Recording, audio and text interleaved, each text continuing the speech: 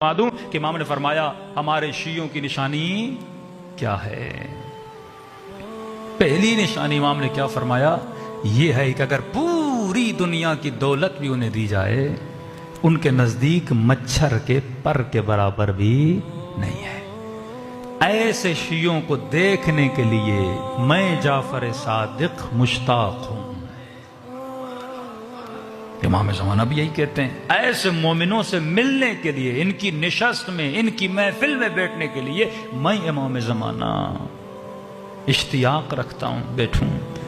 دوسری صفت امام نے فرمائی ہے امیر ہوں یا غریب ہوں، یہ ہمارے شیعوں کی مدد کرتے ہیں۔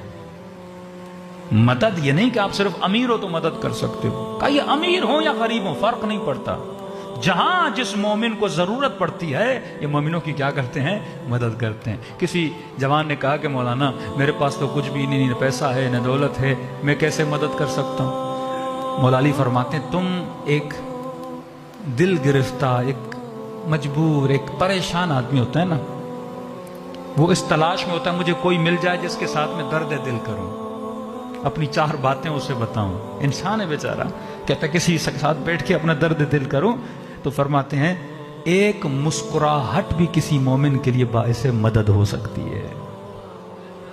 مثال اہل بیت کی سنیے۔ دوسری مثال فرمائے ہمارے شیعہ شہد کی طرح میٹھے ہوتے ہیں۔ شہد ذاتاً میٹھی ہوتی ہے، شہد میں اس کی ذات میں مٹھاس ہوتی ہے، کہ ہمارے شیعوں کی ذات میں مٹھاس ہوتی ہے، یہ جس بھی محفل میں بیٹھتے ہیں مٹھاس کو پھیلاتے ہیں۔